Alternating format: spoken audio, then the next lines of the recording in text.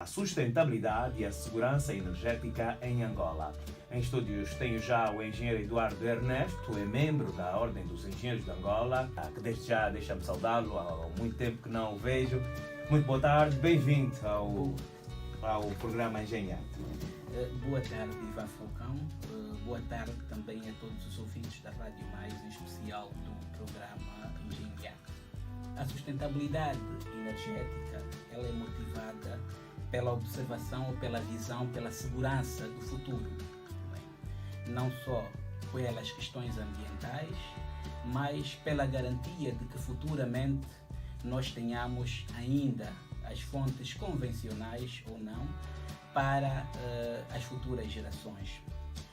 Vale aqui lembrar, numa análise futurística, que daqui a algumas centenas de anos, nós já não teremos o combustível, o petróleo para queimar, não teremos o carvão, não teremos a gasolina, o diesel, que é o gasóleo que nós chamamos, ou até mesmo o gás natural.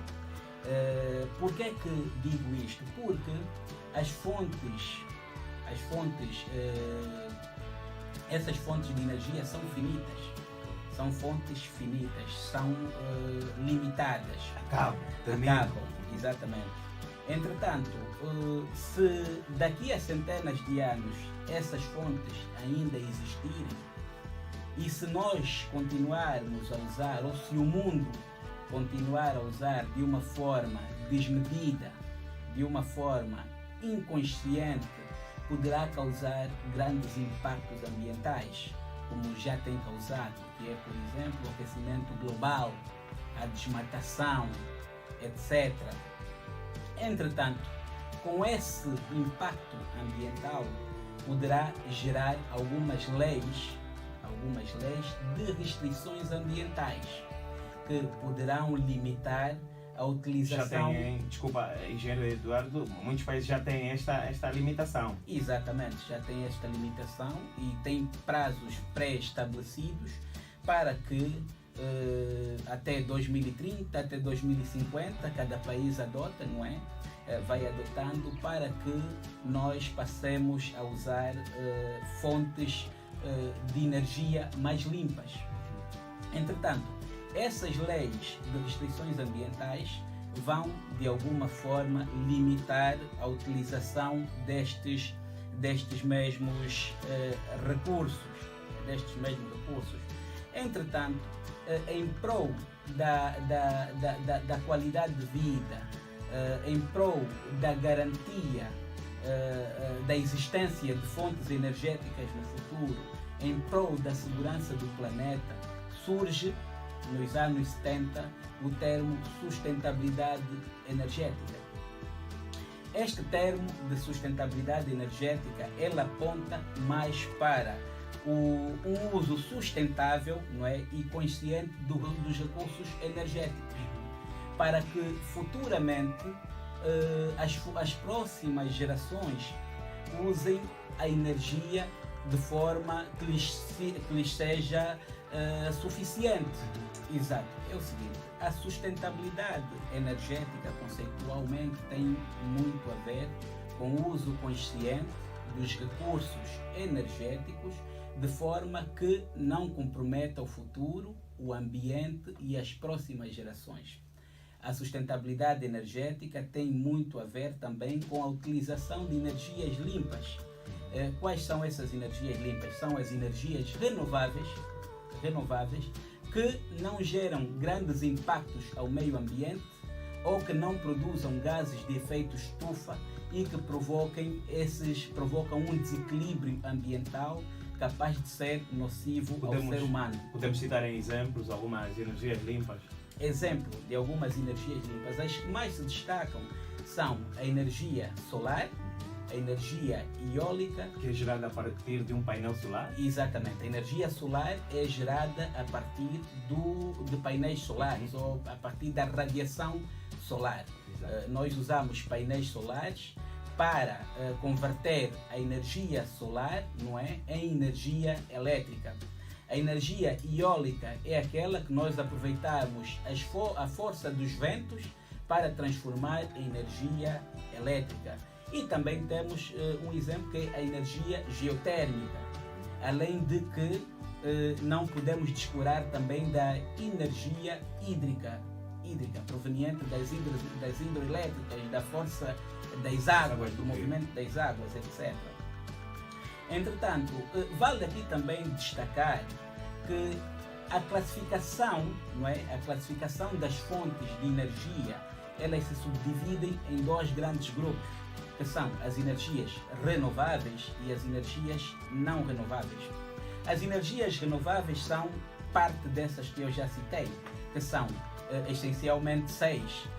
A hídrica, a energia solar hídrica proveniente das águas, Exato. energia solar proveniente do sol, energia eólica proveniente dos ventos, energia geotérmica proveniente do subsolo, das camadas do subsolo, energia maremotriz proveniente dos movimentos ou proveniente do mar, etc. Não é? Também temos, proveniente do mar. Entretanto, depois temos as não renováveis, que são basicamente os combustíveis fósseis, como por exemplo o petróleo, o gás natural, o carvão e a nuclear, essencialmente 4. Entretanto, é essencial que nesta temática de sustentabilidade nós façamos uma reflexão da ciência econômica, porque quando se trata de energia, não importa qual é a energia mais limpa, não importa qual é a energia que gere maior impacto ou menor impacto ambiental, as economias no mundo, os países, eles sempre vão adotar aquela energia que melhor ou que apresente melhor custo-benefício. Entretanto, nós estamos perante um cenário atual que reflete de facto em que pé estamos a nível da sustentabilidade energética no mundo. E isso de igual forma nos afeta. Começamos já a dar os primeiros passos para esta sustentabilidade energética no país. Exato. A central do Bocoio é uma central que custou no cofre do Estado mais do que 256 milhões de euros. Com uma potência instalada de 188,8 megawatts. Entretanto, o custo de cada kilowatt aproxima-se na ordem dos 1.135 euros por kilowatt. Entretanto, a questão que se levanta em Angola, em África, é o seguinte: a sustentabilidade energética não pode significar enterrar dinheiro. A sustentabilidade energética tem que ser feita de forma viável economicamente. Acredita que este investimento está a ser para enterrar dinheiro? É o seguinte: em África é necessário nós observarmos que, para nós optarmos, vou dar um exemplo muito básico, para nós optarmos, eu tenho uma casa, não é? Tenho uma casa em que eu pago 5.000 kwanzas de energia por mês, ok? Para eu optar em pagar esses 5.000 kwanzas de energia, para eu optar num sistema de energia solar, ele tem que ser ou equivalente ao custo da energia convencional fornecida pelo Estado, ou tem que ser inferior. Entretanto, a energia sustentável ou a energia limpa proveniente do sol ou proveniente dos ventos em Angola ainda é muito caro e não é viável economicamente. Entretanto, o desenvolvimento desta matéria será escasso. O que nós devemos fazer é trabalhar de forma que esses projetos cheguem em Angola e sejam viáveis economicamente. No caso, não será viável economicamente? Não será viável economicamente. Por quê? Porque o prazo de vida útil da central de Bocoio são de 35 anos, Exato. em média. A energia solar, em média, são 25 anos. Para esses grandes projetos, eles, em média, são para 35 Se observar todas as manutenções, né? Pode ser menos. Exatamente, são 35 anos. Sem descurar que o conjunto de baterias, quando aplicável, nessa central não leva bateria, mas quando aplicáveis, as baterias devem ser trocadas de 10 em 10 anos, nos sistemas mais normais. Ok. Entretanto, se nós dividirmos, se nós fizermos todos os cálculos, nós vemos que esta central, o custo de produção do quilowatt-hora nesta central é muito caro, mais de 10 vezes o valor que se entrega convencionalmente. Entretanto, em África, em Angola, nós temos que observar o seguinte: temos que investir nas tecnologias, como por exemplo, produção dos painéis solares, produção local de baterias, produção local dos equipamentos eletrônicos que sustentam essas tecnologias localmente, de forma que a aquisição desses produtos também seja acessível. Já baixa os custos. Já baixa o custo. Porque, vou dar um exemplo. Em Angola, se tu tiveres uma casa no Mussulo, a potência mínima para uma casa T3 são 5 kW. Exato. Okay? Você a pegar aqueles 5 kW, vais fazer um investimento mínimo. Vou citar aqui, não vou citar um valor taxativo, mas vais fazer um investimento mínimo na ordem dos 12 milhões de kwanzas. 12 milhões de kwanzas. 12 milhões de kwanzas. Para você dividir, por exemplo, esses 12 milhões de kwanzas os anos, para você abater esse investimento, você vai precisar de mais de 50 anos, em detrimento do investimento que farias, por exemplo, a receber energia da rede. Convencional. Entretanto, não é viável a todos os níveis, independentemente do fornecedor que você vai lá comprar o kit de energia solar. A questão da sustentabilidade energética, a questão do uso das energias renováveis, ela é fortemente motivada pelas questões ambientais e pelo aquecimento global.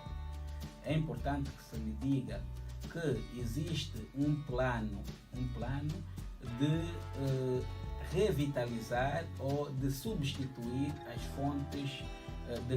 fontes energéticas convencionais em fontes mais limpas.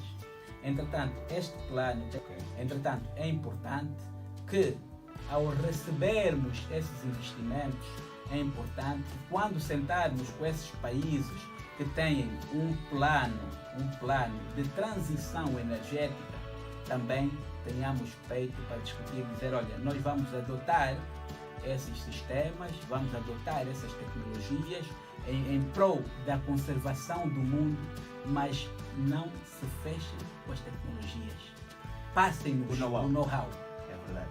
De forma a baixar não tem vindo a os custos. acontecer. Não tem vindo a acontecer. Porque não adianta nós adquirirmos as tecnologias e depois, na hora das manutenções, temos que comprar os equipamentos muito caros.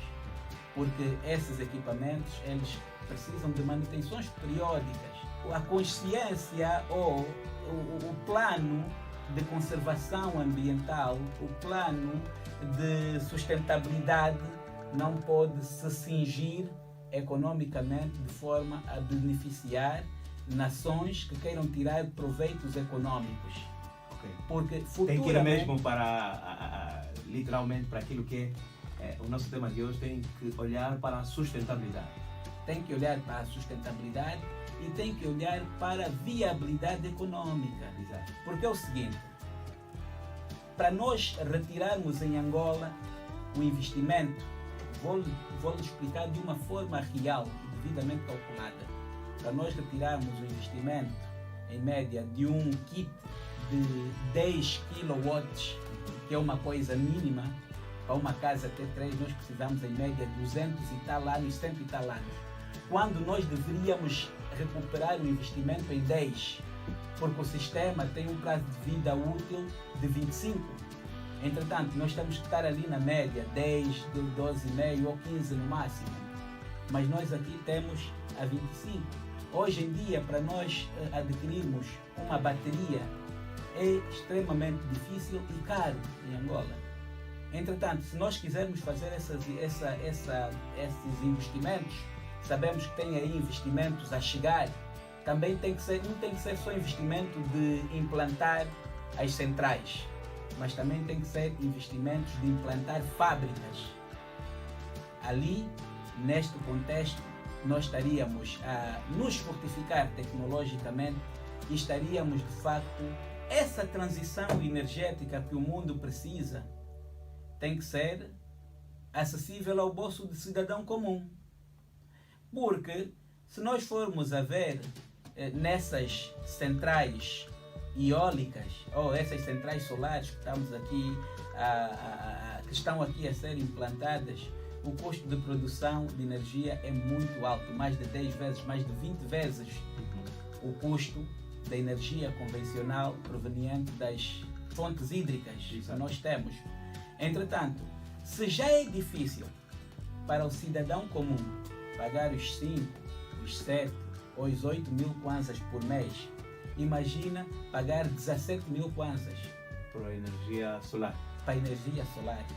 Porque o que é que nós vamos ver? Vamos ver que o Estado terá que, primeira coisa, fez um investimento muito grande, mas ao passar essa energia para a população, ele terá de subvencionar a energia. É importante que o povo angolano ganhe uma consciência de economia, uma consciência de economia da energia, porque o preço, as tarifas energéticas também estão muito intimamente ligadas a esse tema. Exato. É as leis econômicas. As pessoas ainda não têm a cultura de apagar uma lâmpada. Não tem cultura de apagar uma lâmpada, exatamente. Não tem cultura de preservar. As pessoas não sabem que se eles não pouparem a energia, o preço da energia sobe. Porque é um recurso que... Exatamente, é a lei da oferta e da procura. Quer dizer que se nós temos 200 megawatts para oferecer à população e esta população está a consumir ou consome irracionalmente de forma que supre toda a disponibilidade, uma das medidas que os governos usam para tentar equilibrar este consumo é a elevação do custo energético. Entretanto, quanto mais nós pouparmos a energia, mais baixa é a fatura. Muito bem. É preciso. E também houve uma evolução muito grande no setor energético no nosso país, agora com o sistema. Nós estamos numa fase que estamos a trabalhar muito bem no desenvolvimento da nossa matriz elétrica, no que tange às nossas fontes convencionais, principalmente a hídrica, que atualmente representa cerca de mais de 60% da nossa produção. Devemos continuar nesse investimento porque nos garante quase nos garante as nossas necessidades. Quer dizer, nós temos hoje uma produção que, se for bem distribuída, pode suprir as necessidades energéticas ou as necessidades elétricas do país. O conceito de energia limpa é um conceito agregado ao grupo das energias renováveis que praticamente elas não tenham ou não geram poluição atmosférica e cujo também o seu impacto ambiental é quase nulo. Daí que nós destacamos, por exemplo, as energias solares, eólicas, etc. Nós, há alguns anos atrás, nos anos 40, quando surgiu a energia nuclear, era destacada como a energia mais eficiente, a energia mais sustentável, mais limpa e com grandes capacidades de produção. E anos depois se provou completamente ao contrário. Se provou que de facto não é uma energia tão limpa, é uma energia muito nociva ao meio ambiente e aos seres humanos. E uma observação também que devemos levar em conta é que a energia solar, praticamente só 30%, quando a radiação solar incide sobre os painéis, só de 20 a 30% é que dessa energia que é convertida em elétrica. O restante, 70%, é dissipada em calor. A massificação dessa energia, a massificação da energia solar, também poderá provocar impactos ambientais, principalmente no que tange ao aquecimento. O importante é que esses impactos sejam de facto reduzidos em detrimento de outros. Os países desenvolvidos, eles tinham metas, até 2030 para a transição energética, sendo que aconselham a vários países para essa transição.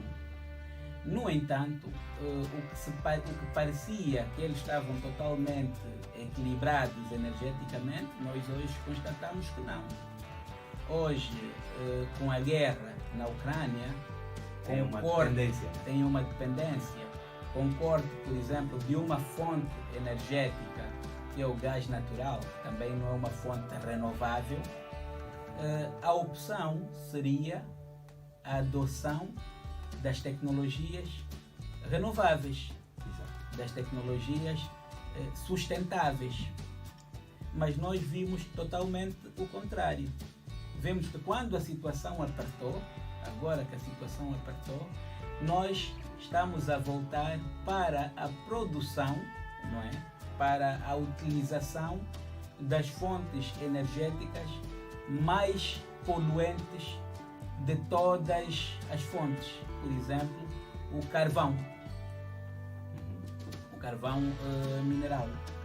Entretanto, a utilização deste carvão poderia ser substituída pelos painéis solares, pelos geradores eólicos, etc. Isso dá-nos a ideia que o nosso desenvolvimento para esse caminho tem que ser feito de forma racional, porque quando a situação apertar, digo e repito, não importa qual a fonte é mais poluente que a outra. O que vai importar é qual a fonte é mais barata, falando de terra a terra, qual a fonte é mais econômica viavelmente. E estes exemplos nós temos que levar para o futuro. Entretanto, não importa estarmos a enterrar dinheiro em prol da sustentabilidade, quando este dinheiro que está-se a investir ali, esses 2.000 milhões, 4.000 milhões ou mais, poderiam ser investidos ou poderiam ser desenvolvidos, poderia servir para desenvolver o nosso sistema energético convencional, o hídrico, porque nós ainda temos muita carência. Agora, a partir do momento que a energia solar, a energia eólica, não tiver muito distante economicamente das convencionais, ali sim nós também investíamos, porque 2 mil milhões, 4 mil milhões, 5 mil milhões, 250 milhões é muito dinheiro que no nosso sistema elétrico poderia fazer muita diferença. Trazer melhorias. Exatamente, porque nós investimos 256 milhões de euros ali e ainda teremos que subvencionar a venda de energia à população, porque esses sistemas não são economicamente viáveis. Estamos a olhar para a sustentabilidade e a segurança energética em Angola, no programa Engenho e Arte, que quinzenalmente está aqui na Rádio Maio. A Ordem dos Engenheiros, pela qual eu faço parte, de lembrar que eu também sou coordenador provincial do Luanda, da Associação Nacional das Empresas de Manutenção Predial. São instituições que se dispõem publicamente para assessorar os projetos do Estado. Entretanto, o Estado também tem que desenvolver uma cultura de consultar todos os parceiros a todos os níveis, a nível... Muitas das vezes essa consultoria é feita em empresas estrangeiras. Que não estão aqui. Exatamente, é feita não em conhecem empresas a realidade. estrangeiras. Olha, falando em consultorias em empresas estrangeiras, nós estamos com um projeto muito grande de fornecimento de contadores, fornecimento e requalificação de contadores ou da rede elétrica, requalificação de toda a rede de distribuição elétrica no nosso país. E por serem projetos muito grandes, às vezes tem-se uma dificuldade em localizar empresas locais com capital econômico para cumprir todas as premissas do contrato. Isto entende-se. Mas é importante que para esses grandes investimentos, até mesmo para os pequenos, seja consultados, seja contratados não bem digo, mas sejam consultados, sejam convidados às associações profissionais, às ordens dedicadas a assessorar, a consultar, a trabalharmos todos em conjuntos, de forma que também ajudem essas ordens. Problemas locais, soluções locais. Exatamente, soluções locais. É o que não tem vindo a acontecer. É assim, a todos os níveis, a nível local, ministerial, governamental, não temos tido muitos convites para participar, para opinar nos grandes projetos. E é necessário que esta cultura mude, porque nós temos grupos técnicos, grupos empresariais apaixonados pelo país, com uma vertente filantrópica também muito grande, não obstante a sua vertente econômica,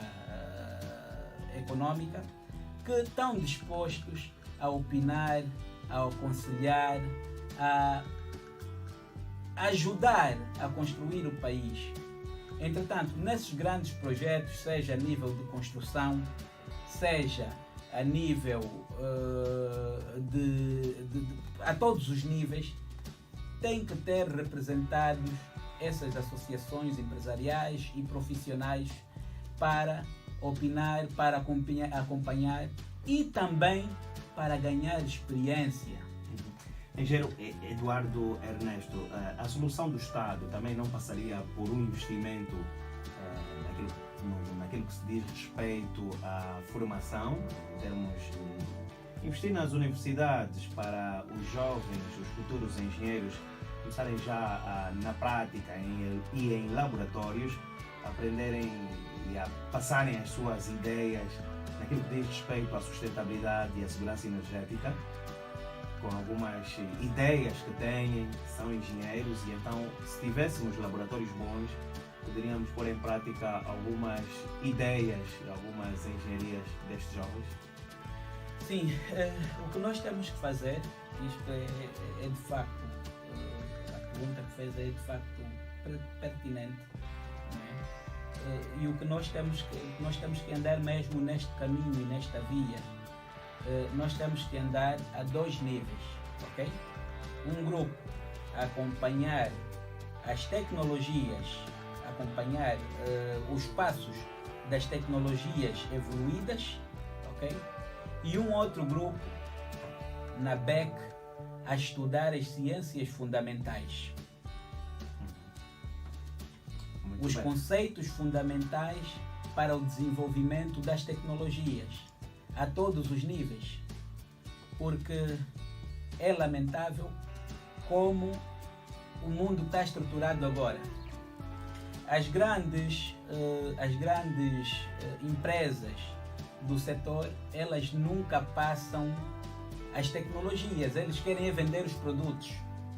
Entretanto, é essencial que nós criamos um núcleo de jovens técnicos, de engenheiros, criamos também uma cultura de investigação científica. Nós temos que, se ninguém nos vier ensinar como produzir uma lâmpada, como fabricar uma lâmpada, nós temos que ter um grupo de engenheiros que consiga produzir, fabricar uma lâmpada e consiga distribuir ou massificar, ok? Não basta estarmos a comprar os produtos já acabados, porque muitas das vezes os técnicos atualmente eles estudam a utilização ou como utilizar o computador, como utilizar os sistemas, mas não estudamos de facto como fabricar os microchips, como montar um computador. Entretanto, nós estamos há anos-luz atrasados.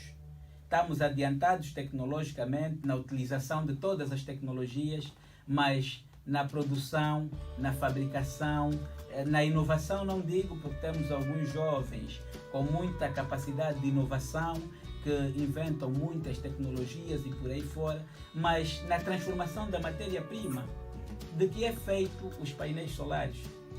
Com areia da praia, com silício. Entretanto, temos muita areia da praia, temos muitos recursos minerais que podemos transformar nos itens tecnológicos que nós precisamos. Mas tem que saber fazer este Tem que saber fazer. Entretanto, se em 1940, 1930, esses indivíduos conseguiram, entretanto nós agora não conseguimos. Entretanto tem que haver vontade. Para este investimento junto das universidades. Exatamente. O Vale do Silício, as grandes empresas nunca nos vão passar as tecnologias fundamentais. Eles sempre nos vão querer vender produtos acabados. Entretanto, temos que perder ou temos que investir em dezenas de anos a desenvolver tecnologias locais, a perceber essas tecnologias, de forma que nós começamos a ter capacidade científica de produção de utensílios. Infelizmente, tecnologicamente, a África está atrasada. E está atrasada propositadamente. As grandes potências, eles precisam desse atraso tecnológico para que possam vender. Precisam desse atraso tecnológico para que possam vender. Entretanto, é importante que nós começamos a trabalhar nas nossas dependências tecnológicas a todos os níveis, a nível energético principalmente, porque quando nós falamos do equilíbrio e da sustentabilidade energética, nós estamos a falar também da segurança de um país, do desenvolvimento social, do desenvolvimento econômico, do surgimento da indústria, de empresas, etc., do equilíbrio de um país. Emprego. Exatamente. Muito bem, já temos apenas 1 minuto e neste 1 minuto eu vou querer saber do engenheiro Eduardo Ernesto quais são as vantagens, fugindo um bocadinho ao nosso tema de hoje, quais são as vantagens de ser membro da Ordem dos Engenheiros de Angola? As vantagens de ser membro dos engenheiros, membro da Ordem dos Engenheiros de Angola, baseia-se no intercâmbio de informações, não é? Tu tornas-te um engenheiro bem mais atualizado sobre o desenvolvimento tecnológico e do país, te dá acesso também a muitos workshops direcionados às necessidades do nosso país, nos garante também economicamente no que tange a avaliação de projetos, a assinatura de projetos, e vale aqui lembrar que até para tratar um passaporte, para que no teu passaporte esteja lá engenheiro, você tem que apresentar a prova da carteira profissional. Entretanto, são inúmeras vantagens, não só para ingressar à ordem, mas também para ingressar em associações profissionais, como por exemplo da ANEMP, que é a Associação Nacional das Empresas de Manutenção Predial. Muitas vantagens a nível da empregabilidade, a nível da formação tecnológica, a nível do intercâmbio, sobretudo das necessidades do país. Só vantagens. Ser um membro da Ordem dos Engenheiros. Antes, o engenheiro quer deixar o contacto também? Quer deixar o contacto? Exatamente. Dizer que o engenheiro Eduardo Ernesto, é membro da Ordem dos Engenheiros de Angola, é coordenador provincial da Associação Nacional das Empresas de Manutenção Predial, sou palestrante técnico e pronto, estou disponível a contacto para ajudar naquilo que for necessário para o desenvolvimento local e também para o país.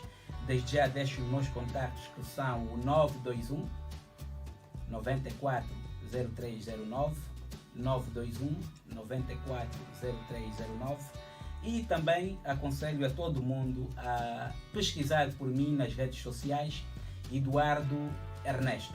É verdade. Obrigado. É um engenheiro que faz muitos vídeos aí que depois ficam virais no WhatsApp. Obrigado e boa tarde. Agora sim, fique bem, fique com a Rádio Mais. Boa tarde.